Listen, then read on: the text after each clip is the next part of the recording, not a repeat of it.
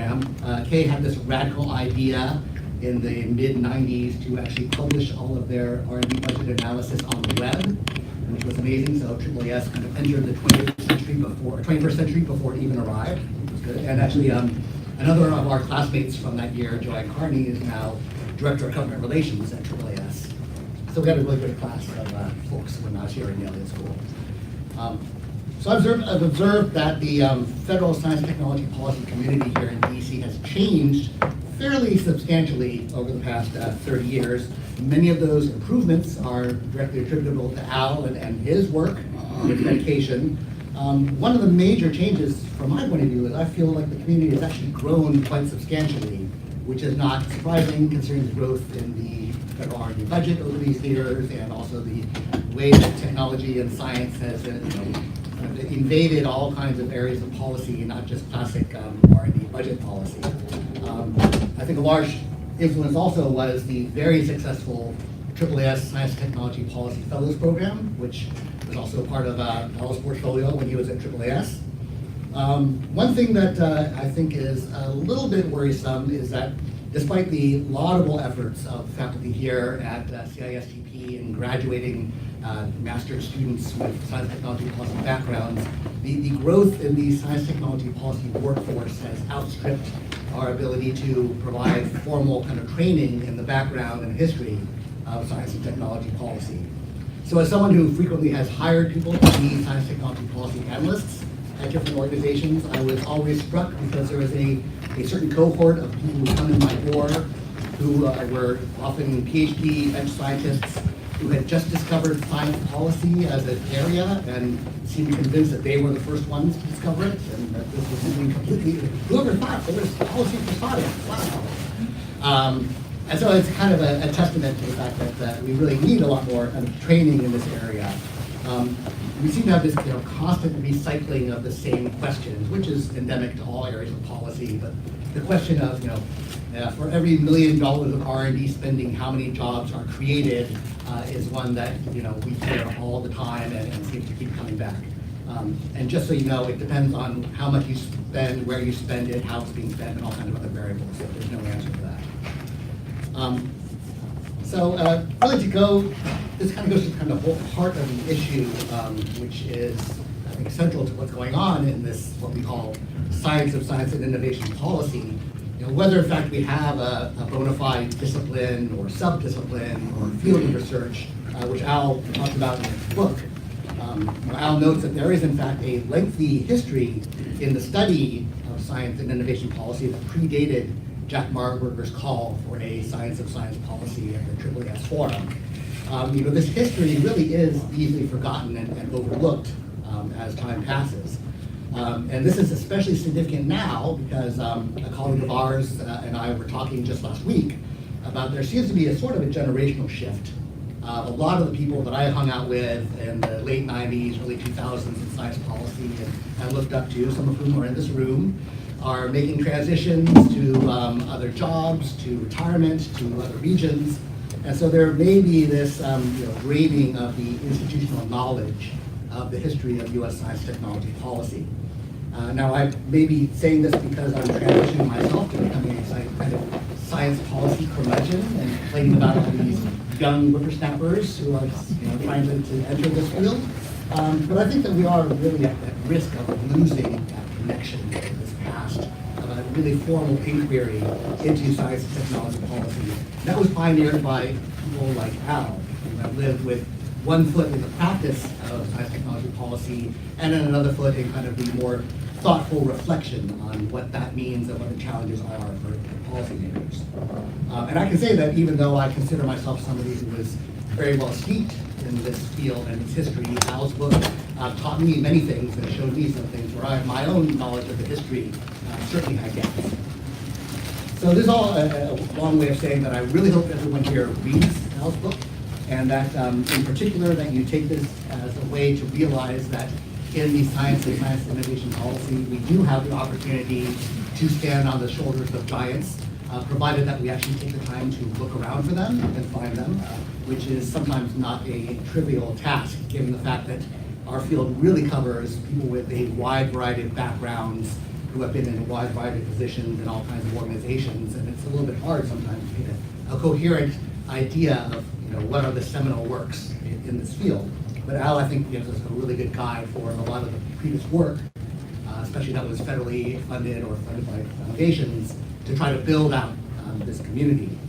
And I also note that one of the great things about Al is that he has always had a way of kind of sharing his understanding and his dissection of science, technology, policy with this remarkable combination of both incisive analysis and wry, self-deprecating humor, which is a big reason why he has been one of my professional role models throughout my entire career.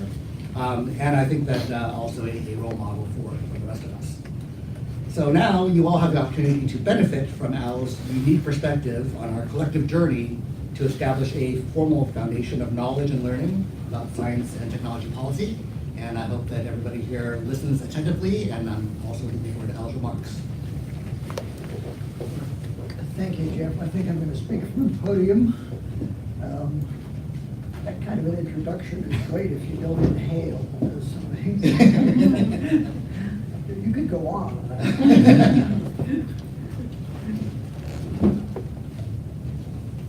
I'm going to close this, which means that the screen is going to go dark. There it is. Okay.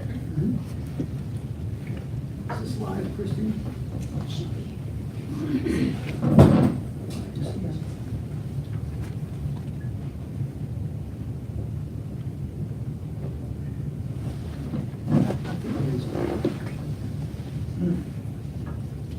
Anyway, thank you. That was much more than I expected. Really, as an introduction, but I'm grateful to you. And something that's sobering about the idea of a former intern. You were talking about his cohort retiring. That's a little scary. I think that's premature for you and your colleagues, really. It's not premature for me, but I have. This is sort of one retirement. I had a colleague who was sort of a role model for me, Willis Shapley, who sort of invented the R&D budget in this country and came to AAAS to analyze it. And Willis retired about 3 or 4 times, actually. First from the OMB to AAAS, and then he went to NASA, and then to AAAS.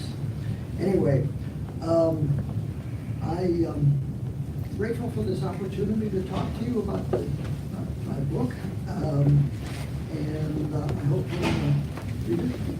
If you have questions about it, I would be delighted to discuss it. So, anyway, thank you all for coming. This is gratifying to see on a rainy day like this that people have shown up.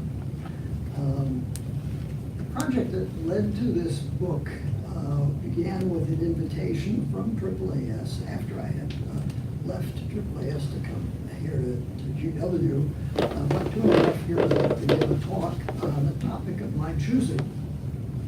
I decided to talk about this program called SciSip, which I thought was the most science of science and innovation policy, which I thought was the most interesting initiative in science policy in a long time. To be provocative, I titled the talk, "Is There a Science of Science Policy?" And I guess I succeeded in being provocative because not long after the announcement went out, I got a call from Marianne Feldman, who at the time was the director of the SciSip program, asking me in a kind of tentative voice what I was going to talk about.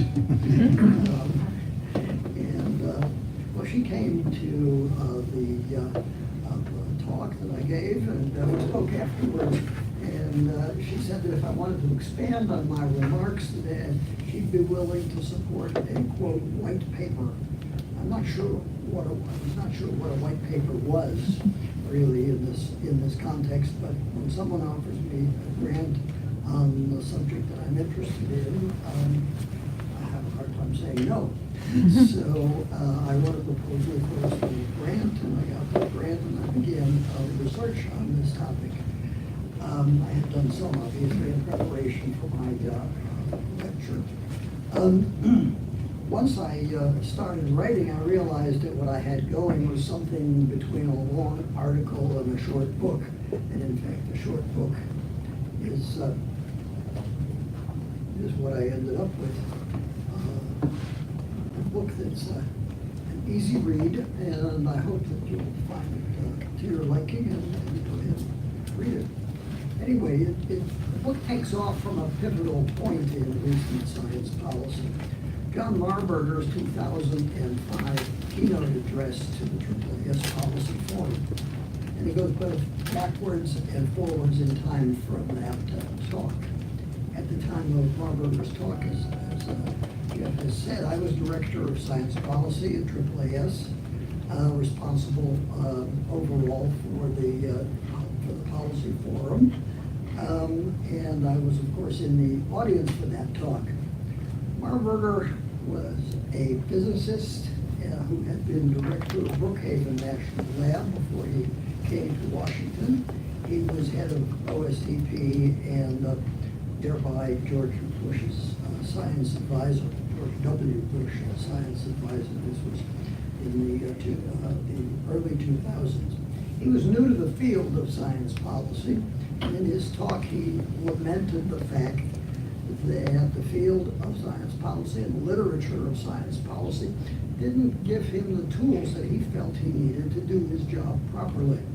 In his talk he said, and I quote, "The nascent field of social science, the social science of science policy needs to grow up and quickly to provide a basis for understanding the enormously complex dynamic of today's global technology-based world." That woke me up. That line was kind of a showstopper. I was sitting in my seat in the auditorium in the Reagan building where this meeting was held, and I was tempted to jump up and say, "Hey, you know what you're talking about? We've been studying this field for years. It's been around since at least the late 1940s and pursued by many distinguished scholars. And who was this guy, as kind of an interloper of the field, and all of a sudden the science advisor to the president, to be criticizing the field like this?" So as I learned, however, in the course of my research, Marburger unfortunately passed away in 2011. But I was able to talk to a number of his key aides and read some of his talks and other materials that he left. And he did know what he was talking about, in fact. His view was that the field of science policy was kind of somnolent, and he intended to shake it up. And that was his means of shaking, because this talk was shaking it up. So his speech was actually part of a campaign that he had been pursuing for a couple of years with the support of his staff and his close advisors. A couple of months later, in the annual budget memo that he and Josh Bolton, director of OMB, sent to the heads of federal agencies, which is something that is done every year by the head of OSTP and OMB, and even happened this year. There was a paragraph that called for special attention to what the memo called R&D assessment. And not long after that, in September of 2005, OMB sent instructions to NSF to include a science policy initiative in its 2007 budget request. And in the book, I write about the process that led from that memo to the SciSip program. And I'll talk a little bit about that in a few minutes, but first I want to look back and describe how the field of science policy, mainly as it has been supported by NSF and practiced in U.S. academic institutions, and look at the study of science policy really, rather than the much broader topic of its practice in the federal government and elsewhere. So I want to look back at that. And I use several sources. Martin England had an excellent history of the early years of NSF, but and various other sources, documents. most interesting part of that exercise for me was the opportunity to go into the papers of some of the early leaders of science policy, people that I had read about when I was a graduate student studying all of this. I went into the National Archives, not that monumental building on the wall around Constitution Avenue, but a much larger facility that they have in College Park. It was my first experience in that facility. And holding some of these papers in my hands, which you can do there, if you have a proper ID card and they register with them, give them a reason to admit you to doing research there. Holding those papers in my hands really gave me a tangible sense of the reality of these events that I had known as history. When NSF was established, the original concept, in addition to supporting basic research in universities, was they would ride herd on. There was no OSTP, there was no central office for science and technology. So they would be the office that sort of oversaw the scientific enterprise on behalf of the president, and they would look over the shoulders of the other science agencies. First director of NSF, Alan Waterman, believed that role was untenable. And actually that assessment seemed quite reasonable in retrospect. This was a small agency at the time. It was just a few people, and it was supposed to, and it was a tiny budget, and it was supposed to oversee Department of Defense and the whole range of other national NIH and other agencies. And they felt that they would get they would get themselves in real trouble if they tried to do that. And Waterman decided not to do that. OMB pushed NSF to do more of that, and Waterman pushed back. And in the end, NSF took a much smaller policy role that of maintaining, principally at the time, maintaining statistics on science and technology, which is a role that continues to play today. NSF initiated a series of reports on funding and human resources. You may have seen some of them. The one best known is Science and Engineering Indicators, which was published every 2 years, and kind of a Bible of statistical Bible of science and technology, not just in this country, but in the world.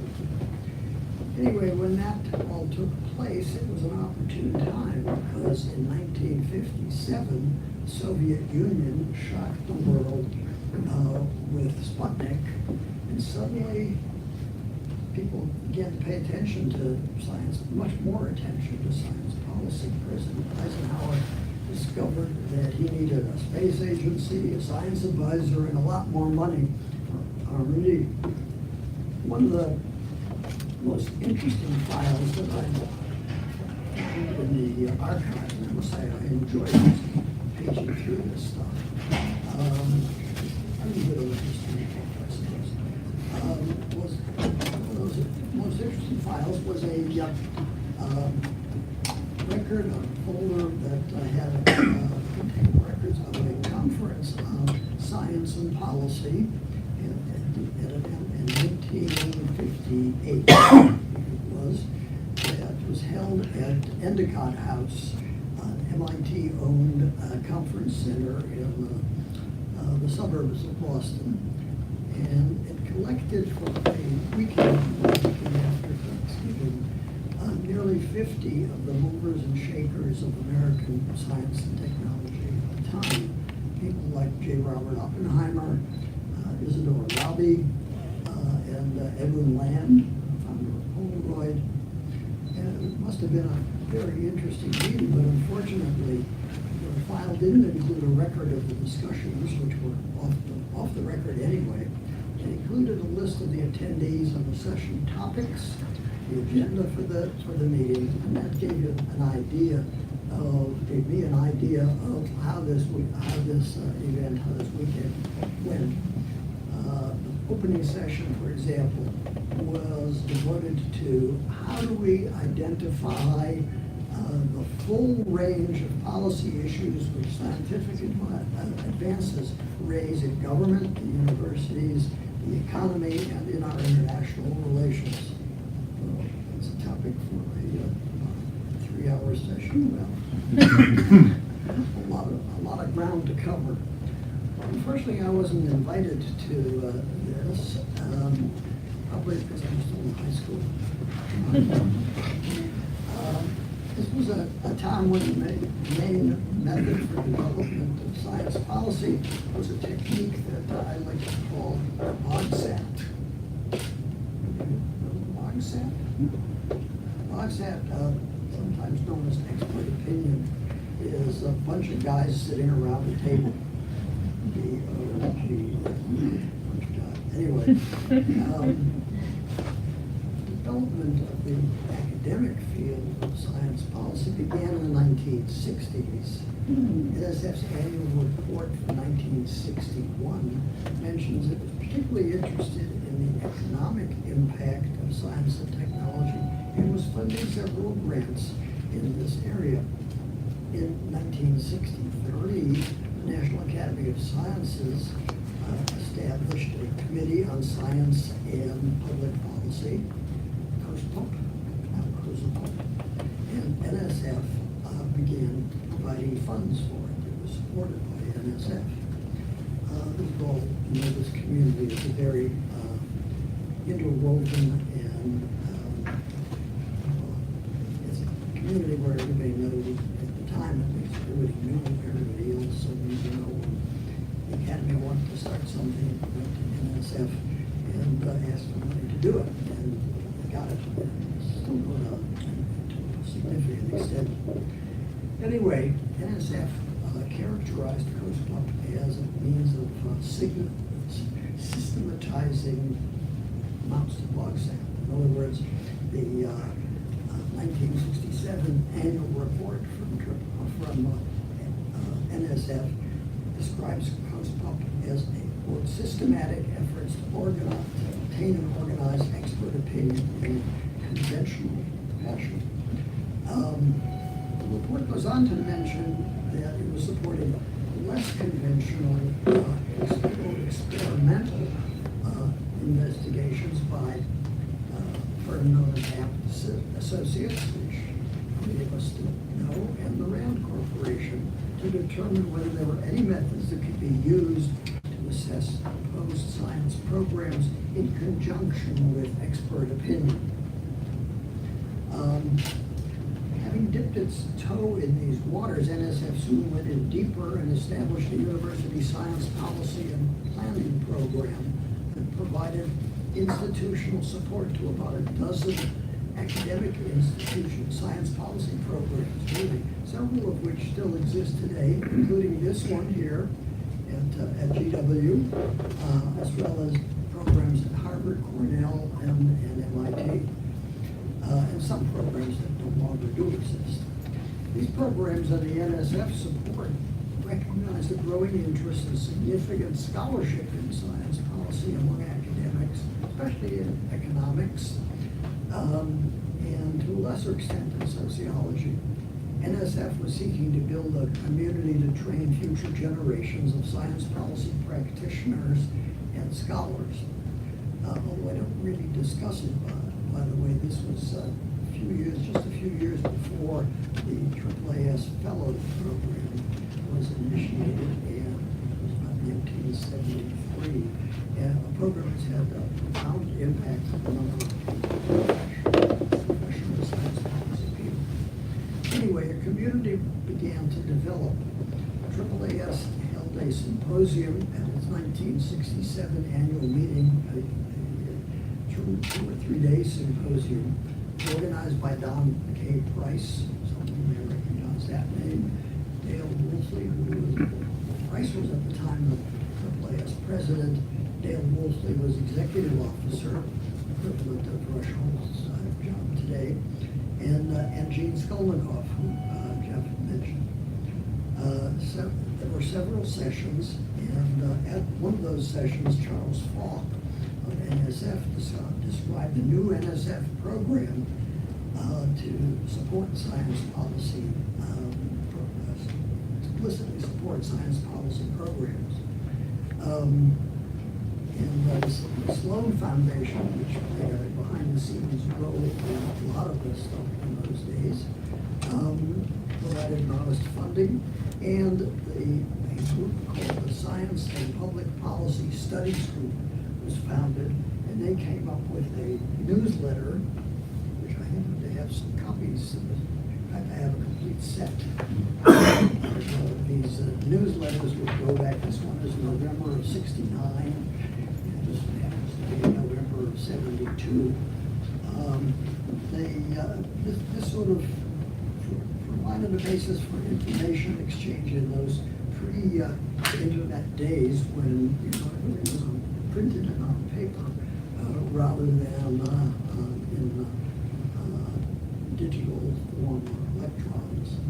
So 1967, when this thing started, is also when I completed my PhD coursework, passed my qualifying exams, and began work on my dissertation under my advisor, who happened to be Gene Skolnikoff. So parts of this book are based on personal experience. Skolnikoff, by the way, is still alive and active. He's not formally working, but I interviewed him. I had a chance to meet with him a couple of times. 88, I guess he's 89 by now. He's doing very well.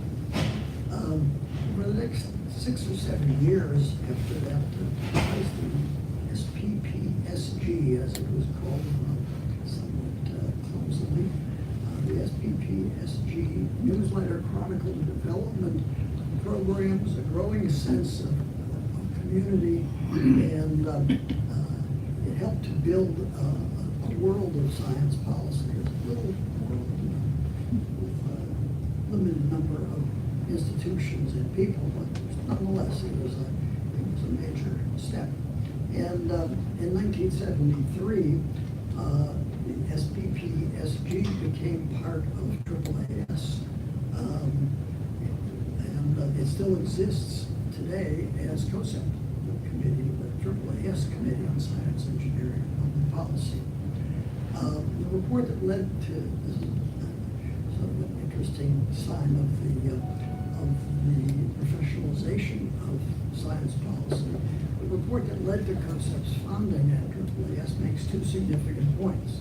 That the committee would give emphasis to those people who make science policy a major part of their professional work, as I do and Jeff does and many other people here do. And that it be concerned with the improvement, the committee being concerned with the improvement of teaching, research, and policy analysis in science and public policy. It's an indication that science policy is a good profession. And the NSF University Science Policy and Planning Program, the little program really, was didn't live that long. In 1971, it was split into several pieces. Part of it was absorbed into the much larger RAM program, the Research Applied to National Needs program, controversial at NSF, and a very little piece called Science Policy Research section was stuck into history and philosophy of science, headed by a man named Ron Overman, a historian of science. And I know Ron, I got a grant from his program in the early 1970s. He's retired and living on the West Coast. When I interviewed him for this study, he admitted that when he got the assignment, he didn't know much about science policy. But he got stuck with the assignment, and he had to consult with some of the people who did know in the foundation. And he also didn't have much money, about $500,000 at the time, the equivalent maybe of 3 or 4 in these days. Anyway, it still exists as part of the STS, Science, Technology, and Society program in the most significant program in empirical research in science policy in that era came about in a very roundabout way. Actually resulted from the termination of a large technology project called the Supersonic Transport, SSC. This was a project that was, I don't know if we subsidized industry, and it was intended to compete with the Concorde, British-French Concorde. It never got off the ground, so to speak. It was killed by Congress after a few years because of concerns about the economics of flying a plane like that, a supersonic plane like that, about the noise that it would create and damage to the ozone layer. And after the killing of the congressional termination of the supersonic transport, left about 7,000 unemployed aerospace engineers at Boeing in Southern California. And President Nixon, this was around the early 70s, was concerned about the electoral implications for the state of California. There's a lot of electoral votes, as you know. So he appointed the guy who had headed the SST program, a fellow by the name of Bill Magruder, a former test pilot, to come up with a means of putting the unemployed engineers to work. And he developed this thing called the New Technology Opportunities Program, a grandiose scheme of several $billion a year to do all kinds of things, from the artificial kidney to a lot of very ambitious programs, technology-based programs that these folks would be put to work on. And OMB took one look at it and went, red pencil right through it. And so that killed that, but they gave the administration a trio, a consolation prize, a trio of programs intended to study how government could influence innovation. They were called ERDIP, Experimental R&D Incentives Program, ETIP, the Experimental Technology Incentives Program, and RDA, the R&D Assessment Program. If you look at the description of RDA, it sounds a lot like SciSip. And I want to talk about some of the similarities and differences and lessons that can be learned, because I believe they're instructive. And first, I want to give you an abbreviated version of what happened to RDA, and which the book describes in some detail. RDA did our in-house research as well as funding extramural grants. Actually, I had a grant from ERDIP, neither here nor there. Around the time it was established in early '73, there were some other developments that had an impact on science policy. Most serious of which was that President Nixon abolished the White House Science Office, the Office of Science, OST, the Office of Science and Technology. He was unhappy with the way they had treated the anti-ballistic missile program at the time he did it. And so he just said, we don't need these scientists around, and kicked them out. And he transferred the functions of OST to NSF, logical place. NSF gets all this stuff. He made Guy Stever, the head of NSF at the time, his science advisor. And to support Stever in that role, NSF created a new office called STIPO, Science and Technology Policy Office. And by the way, I've written about STIPO a number of times. Microsoft Word doesn't like it, it always changes it to stop. I've had to go back and forth 3 times. Anyway, Skippo became a major client of R&D, RDA, which did research on innovation processes, socioeconomic effects of R&D, and impacts of public policies on R&D. For too long, Nixon resigned in August of '74. Jerry Ford became president, and in 1976, Congress reestablished, with the prodding of a lot of applicants, a White House Science Advisory Structure, which is the one that we more or less have, one of these that we had prior to the last election. I mean, we still have it, but apparently not doing that. OSTP, Office of Science and Technology Policy, White House, President's Science Advisory, some version of that, and other pieces. Most of them exist. Skippo disappeared. Some of its staff went to the NSF R&D assessment, others joined, and others, and they joined others there to form what became the Policy Research and Assessment Division, PRA. How many of you are familiar with that? It's coming up to more recent times. PRA did some interesting and important work. They funded research on economic returns to investments in R&D. They contributed to a domestic policy review of industrial innovation, which was a big deal at the time. And it built up a staff of about 40 people and operated successfully for close to a decade, I guess.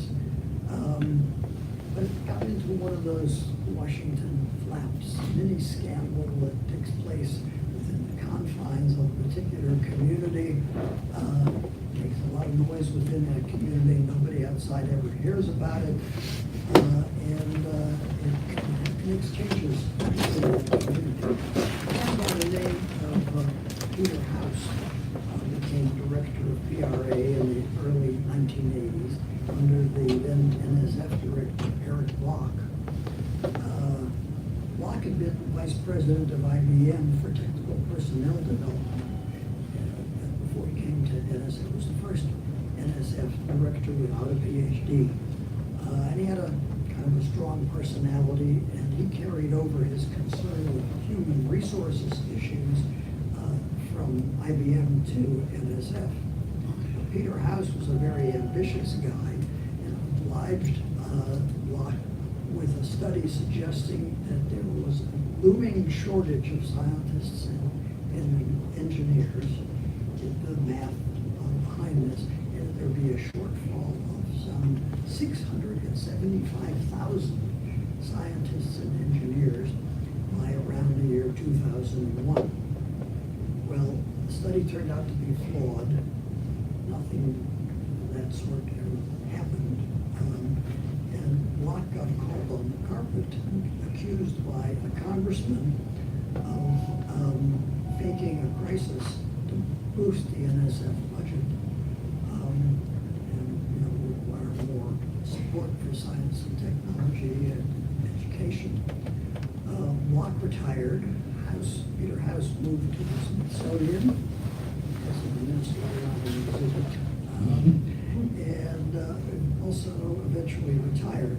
PRA's staff shrank from 40 to about a dozen. Experience soured NSF on policy research and led to a hiatus of about a decade until Jack Marburger came along. Marburger liked to compare science policy to econometrics. And not a favorable comparison in his view. He wanted, as I said earlier, he wanted models that could predict the consequences of policy choices. If you increased funding for a given area, what would be the result? In the book, I describe his campaign, Marburger's campaign, to build support for his idea, both inside and outside government. The result was that OMB included the result of his campaign included about a $5 million increment of new money in NSF's budget.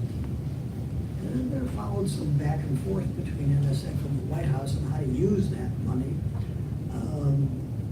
Whether NSF could use it to augment existing programs of peer-reviewed grants, or whether it was going to establish a new program. The decision was finally made to set up a new program of unsolicited grants. That's what SciSip is. The program was assigned to SBE, Social, Behavioral, and Economic Sciences. SBE had 3 divisions. Each one of those divisions had a workshop to scope out the new program. A woman by the name of Kay Husbands Fielding, who's now the chair of social sciences at Georgia Tech, chaired those workshops, she oversaw the workshops and coordinated the effort and became the first program director of this new SciSip. And she prepared a prospectus and a solicitation. She came up with the name SciSip. And the first solicitation went out in February of 2007 with close to $7 million. She did all the things you have to do, assembled a review panel, held a review, and awarded some 19 grants in the fall of 2007. So, SciSip has now been operating for about a decade. As of last year, it had awarded nearly 350 grants, $70 million worth, which is the most significant funding for this field, academic research in this field that I would say ever. Anyway, so it's an ongoing program now, and it actually funded a very small grant, this study that I just resulted in this book. So I'll wrap up with a few thoughts about SciSip. First, let's give credit to Jack Marburger for starting the ball rolling on this program. He was in a tough position. He was a Democrat who said in a press interview early in his tenure that he was a Democrat. A conservative Republican administration, George W. Bush administration, and he had to defend administration positions that were unpopular in the science community, stem cell research, climate change, and so on, in which he did not have a say in creating those positions. So he did not get much love from the science community. However, in science policy as an academic field, he did a major service. In the course of, interestingly though, in the course of researching this book, I find that the idea of making science policy more scientific, evidence-based, as it was intended in this field of SciSip, science of science and innovation policy. That was not entirely new, interestingly enough. In fact, Marburger was building the science policy literature, as he had to as far as I can tell, we never went back as far as Derek Price, who was an important figure back in the early 60s, when he gave a talk called The Scientific Foundations of Science Policy. It was actually the first annual lecture to the Science of Science Foundation in London, published in Nature, and Price went back in his lecture and he credited a 1942 paper by a physicist, crystallographer, Sir Lawrence Bragg, with the idea of the science of science policy. And I knew Derek Price, and I interviewed Maurice Goldsmith, the British founder and president of the Science Foundation. Goldsmith and the foundation seem to have disappeared. Not clear if there was even a second annual lecture. But nevertheless, they left this mark, and I was struck. So that's one thing. And then second, in terms of the past history, I didn't think that Barberger knew.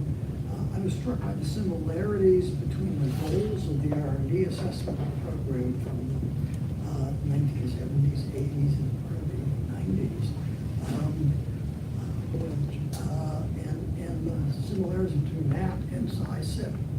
But I was also struck by how few human connections there were between the two programs.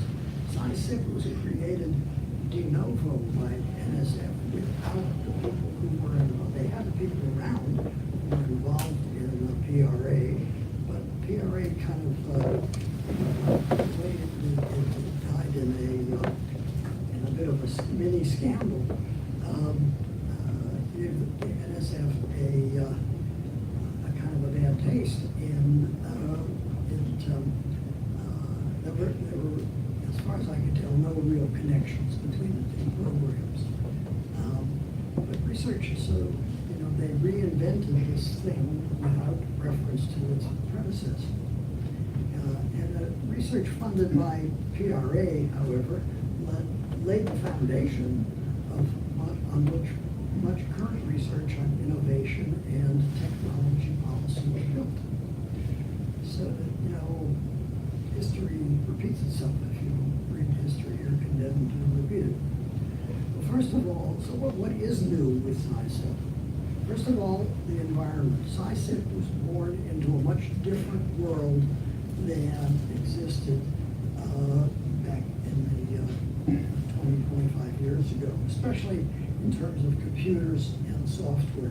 SciSip is developing new tools, new data sets, taking advantage of advances in computer capabilities and technology and software, linking the ability to link disparate data sets, patents to publications, for example. So it's got an advantage in the sense of the environment in which it was born is much more favorable. It gives it a leg up on what was being done before. Also, a broader set of academic institutions is involved. The solicitations that went out brought in a much wider range of people and universities and encouraged partnerships among the teams from different institutions. So the book wraps up with a discussion of the question, does SciSip matter? And it takes off from Dan Sarowitz's 2007 essay in Issues in Science and Technology, in which he asks the question, does science policy matter? Dan answers the question by saying it matters if it can tell us whether given policy is more likely than alternatives to advance a desirable outcome. SciSip follows a traditional NSF model of investigator-initiated peer-reviewed research. It differs from RDA and PRA, which were more directed by the NSF staff. SciSip has been productive. We can safely say that some of the researchers it has funded are indeed advancing science policy studies, bringing in new tools and data, and using those tools and data in imaginative ways to yield interesting results. What I don't know is whether SciSip researchers studying the issues are studying issues that matter to policymakers. And are policymakers seeing and even using the results? The experience of PRA and RDA suggests a couple of ideas worth trying that may help along these lines. Maybe a couple of tweaks to the SciSip program. The head of the program, Cassie Sugimoto, was intending to come to the issue, but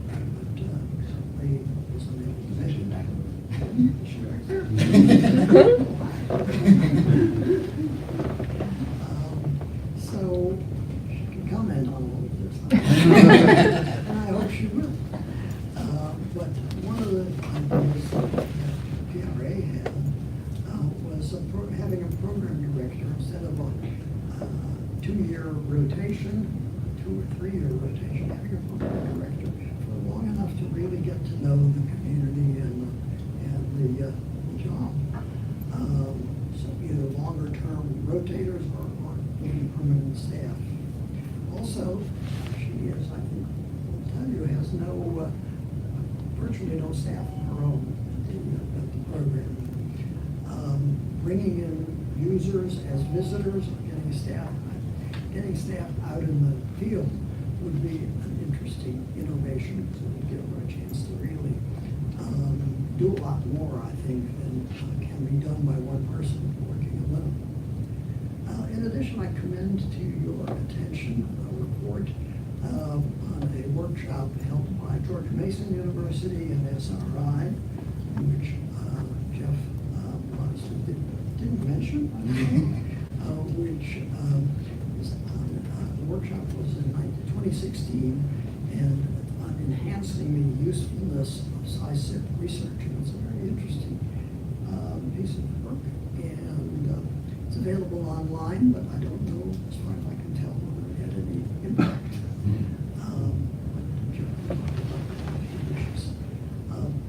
Well, as far as where I would like to go with this, to me, the most interesting questions that I haven't been able to answer are the questions of utility. How useful are these results to their presumed users, the policymakers? Who are the policymakers? The PIs on each SciSip project are required to submit a report on outcomes. Cassidy has begun the practice of sending out those outcomes reports to the SciSip community, which I think is great. I've looked at most of the ones that were issued before she came into the job. A few of them really show much user involvement in their conduct development. It's not surprising, but it will be interesting, I think, to talk with actual and potential users, find out who they are and whether they know about the project. And if they do, what do they think about them? And if not, would they be interested if they did know? And what would be the best way to reach them? So I'm in the process of trying to think those issues through. And all I can say is stay tuned. Thank you very much for your attention.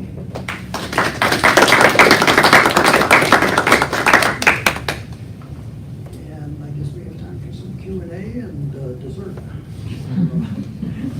Whatever else.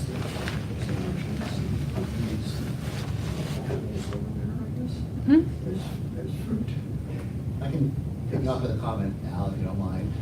By all means. So part of my unusual position is that my undergraduate background is in the field of science and technology and society, or science and technology studies, STS, which of course is, if you know the field, is much more kind of, tends to be qualitative in nature, philosophical, very political in some ways. SciSip has been accused of being the economists hijacking this field. They're really uncharitable. But SciSip does, in its origins, have the flavor of what Richard Nelson would call kind of physics envy. Right? Can we make science of science policy more like physics, where we have these causal and effect kind of relations? So I wonder if you could comment a bit about this. Is there a tension between the traditional STS, which AAAS also supported and a lot of AAAS people were involved in, and then this newer SciSip, and is there a tension there, or is there more of a complementarity? I think there's a complementarity, and it's interesting that Richard Nelson said that. I've always said about Jack Marburger that he had physics, that his view of science policy was that he had physics envy, which is really, if you look at what his ambitions were, that's where they came from. I mean, you've got to have both. I guess in some sense I've been a practitioner of both. I've done science policy at AAAS and here.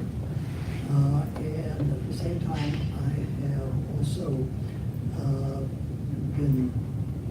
have some credentials in STS, my textbook, Technology in the Future, was in print for over 40 years and is really an STS textbook.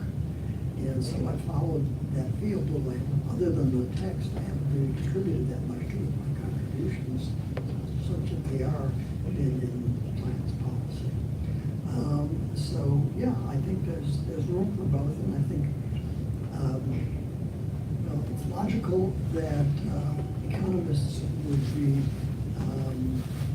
deeply involved in SciSip because they're the ones who have the most credentials in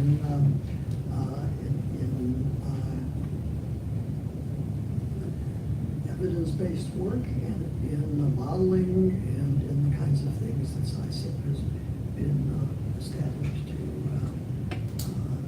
promote. But it's not all that there is to the field. Yes, sir. Al, I want to push you on that last point you made about the practitioners. The linkage between the practitioners and the researchers. One of the things, because it seems to me that we haven't gone very far from BlogSat. It's still the way, we were talking about that in the 80s, it's still the way that you look at any OSTP study, we still do it the same way. We bring a bunch of experts in and they come up with something. There is a whole series of activities, however, that you didn't talk about, which are the evaluation studies. So, SBIR, MEP, just for two, have been studied to death on the evaluations. How do they link back into all of this? I think to some extent they're part of this. They're part of the field. I didn't cover everything. I could have done more with evaluation studies because they're really more quantitative and more empirical, evidence-based than a lot of stuff that we in the science policy community have done. But your question is, how do they link back to this? Not really sure. Well, from what I'm getting from science or science policy, it's the proactive side. It's what you should be doing in the future. It's how you should be making policy. And the evaluations are obviously reactive. And so I'm just wondering how they feed into each other, if they do. Well, there's two types of evaluations, as you well know. There's formative and summative evaluations. And formative evaluations are intended to shape future programs. And so I don't think they're mutually exclusive by any means. I'll chime in just because I just returned from the annual meeting of the American Evaluation Association, which has an active section on research technology development program evaluation. I think one factor, and Vlad may know this kind of interesting thing, that in the United States, evaluation research is often not considered research. It's considered a service, and so it's actually like you can't get funded from a grant to do an evaluation because, in many cases, because it traditionally was excluded from what they called, scientific research. I think that's changing now because they realize you actually do learn new knowledge and generate new knowledge from evaluations. But it has been a big disconnect, and I think that another part of that disconnect is that evaluations are usually commissioned by a body, and the data are not always available for others to look at, mainly because if you especially have an evaluation with a negative outcome, they're really unwilling to share with the public what was done. And so I think from that point of view, there's a movement afoot. The Gordon and Betty Moore Foundation is actually launching a new effort to create a common community on evaluation of basic science funding. And I think a foundation like that is a really good place for trying to get that linkage, more so maybe than the federal government. So I think there's an effort there, but it really has been somewhat disconnected from the more classic SciSip community. Interesting, thank you. Having been a science funder, I understand that no scientific field survives for very long without accomplishments and discoveries that they can cite. you've done an excellent job of laying out the history of science policy studying. And it's been going on a long time with, various pressures one way or another. Are there major discoveries or accomplishments that field cites in justifying its existence? That's a very good question. I would characterize science policy more as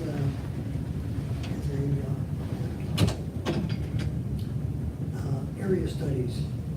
Brings together a lot of different disciplines, and the accomplishments take place within those disciplines. So I don't think you can point to specific accomplishments within the science policy field as being like breakthroughs. But I think we have a better understanding through the work that's been done over all of these years of how the innovation process works, what's involved in making changes in it. I think there are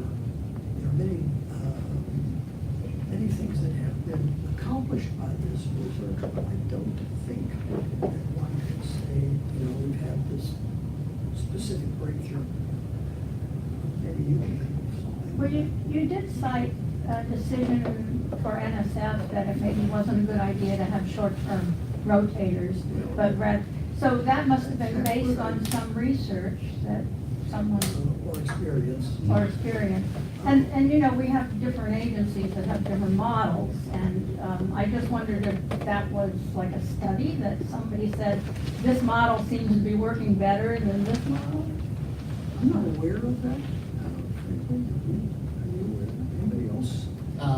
So there are some studies on that topic, but I don't know what their conclusions are.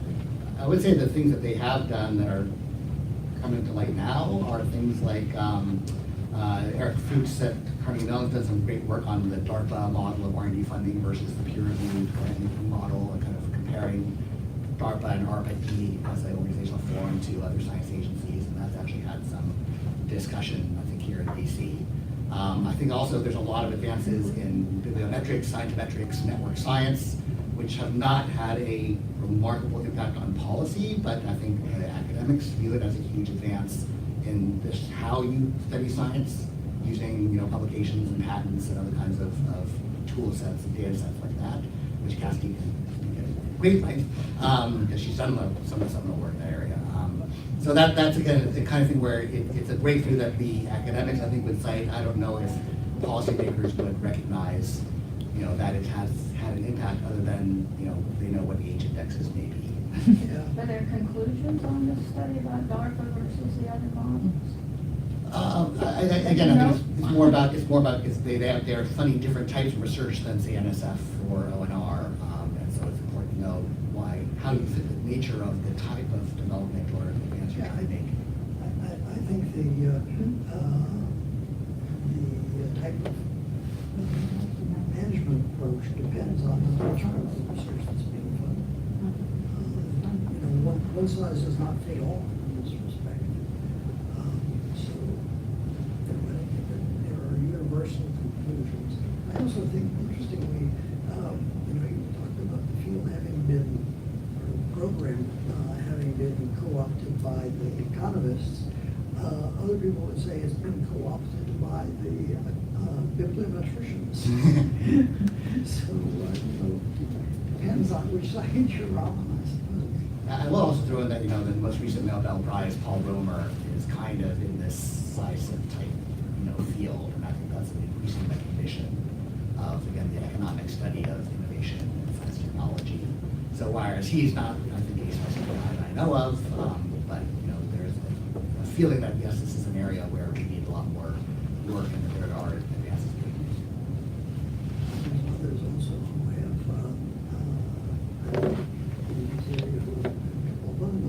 Yeah, and some of the human capital stuff that Becker, I think Gary Becker is kind of yeah. Hi. just going back to that last question, how much of the difficulty in trying to answer that particular question goes back to the difficulties of evaluating science in general and R&D? So policy, science policy in particular, is made to improve, right, or have some set of outcomes related to the sciences or technologies that federal funding, federal government is funding. Is that an information question? Yeah. So what are your thoughts on how much of science policy reflects the difficulties in, let's say, evaluating science in general because of the long-term horizon around the research outcomes? I go back to that at the beginning of NSF's interest in this. One of the questions that they were looking at was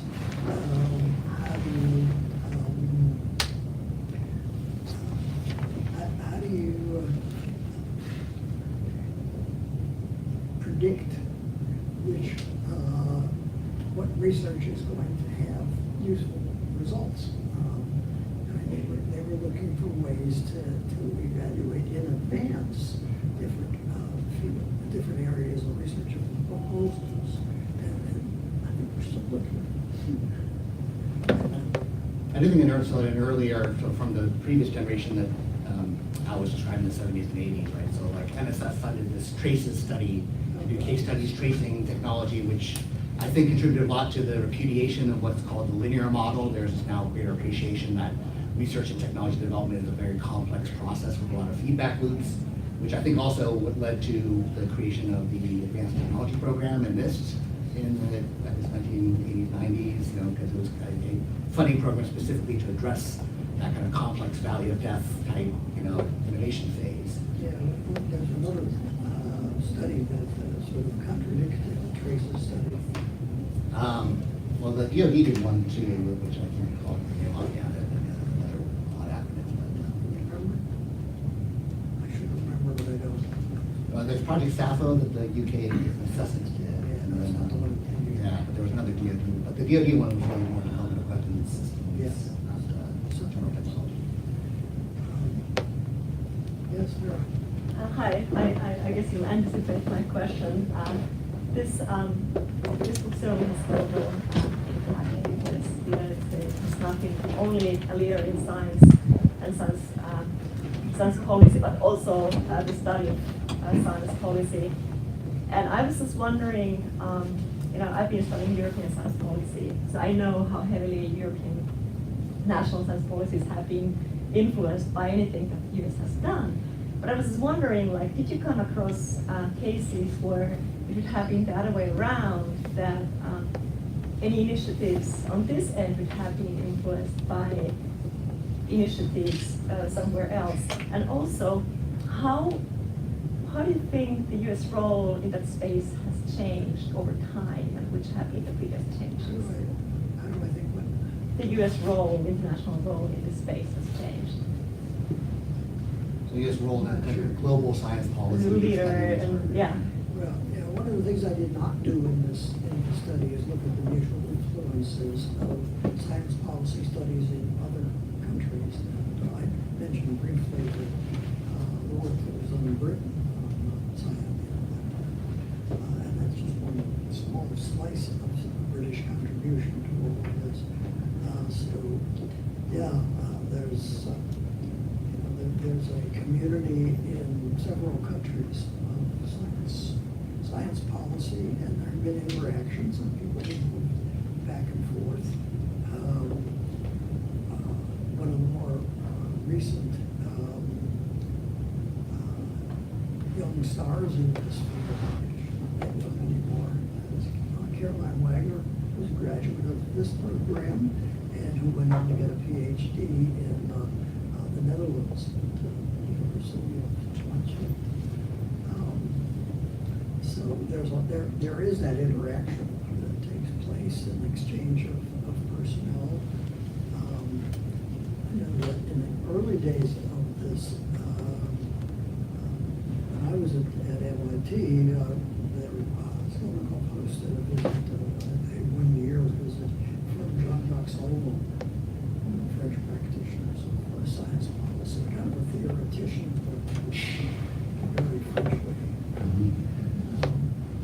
So I'm not sure if that answers your question, but certainly there's been a lot of interaction, not a lot, there's been a fair amount of interaction.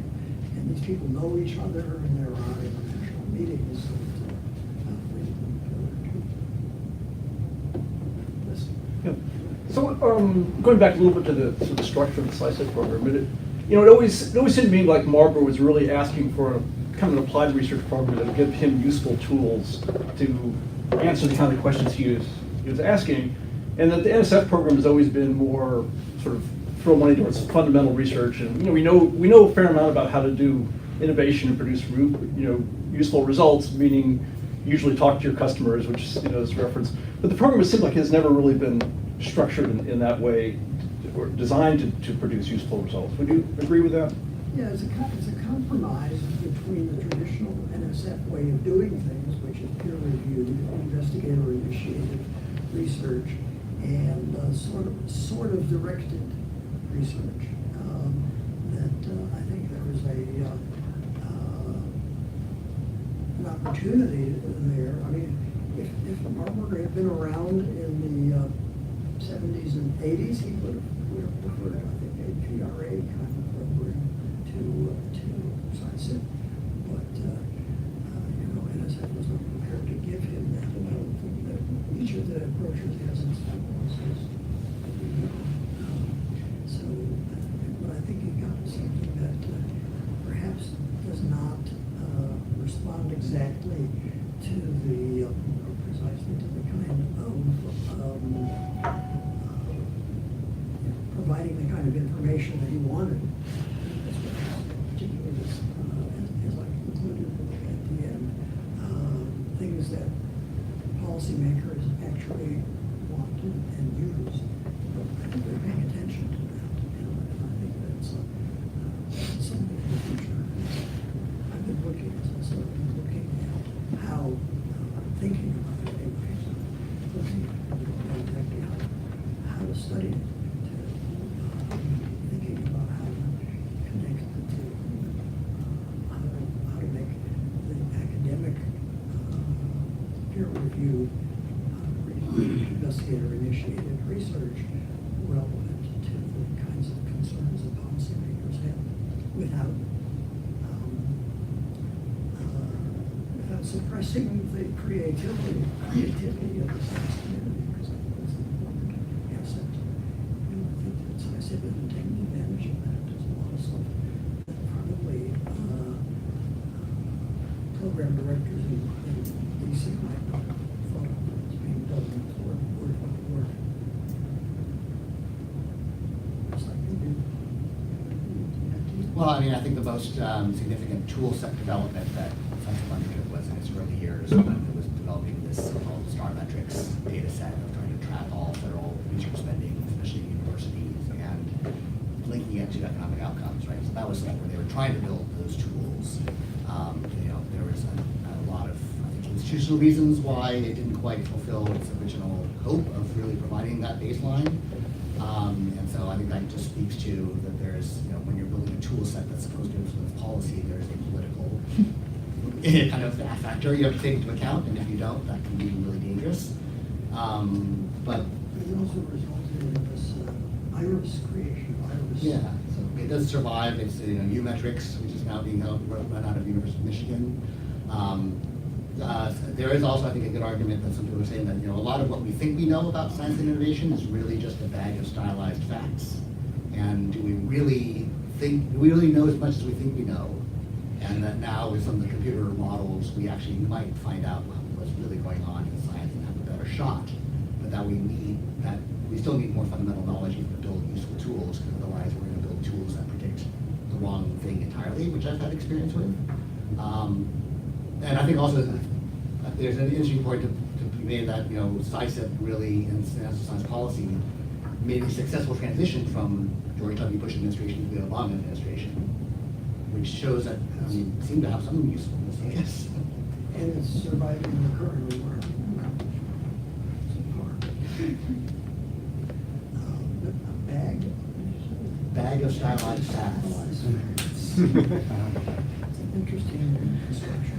Thoughts? Do you have specific thoughts on how the evidence base, through CISIP or other, evaluations, other reports and analyses that are done within and outside the federal government can better inform the decision-making process, the policy-making process? Well, I think people who practice evidence-based medicine, for example, would claim that it influences practice in a considerable and important way. So, it's a different, it's an entirely different business. So, I'm not sure beyond that. Evidence-based is the vogue these days. When I say I'm studying evidence-based science policy, people look at another study of evidence-based whatever.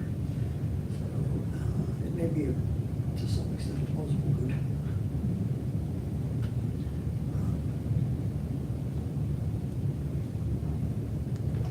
Anybody else?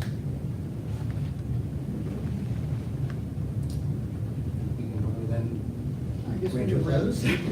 wrap this up.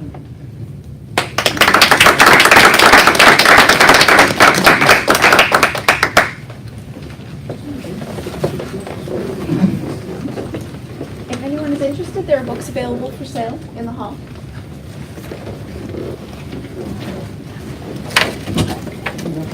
Thank you. Pardon me.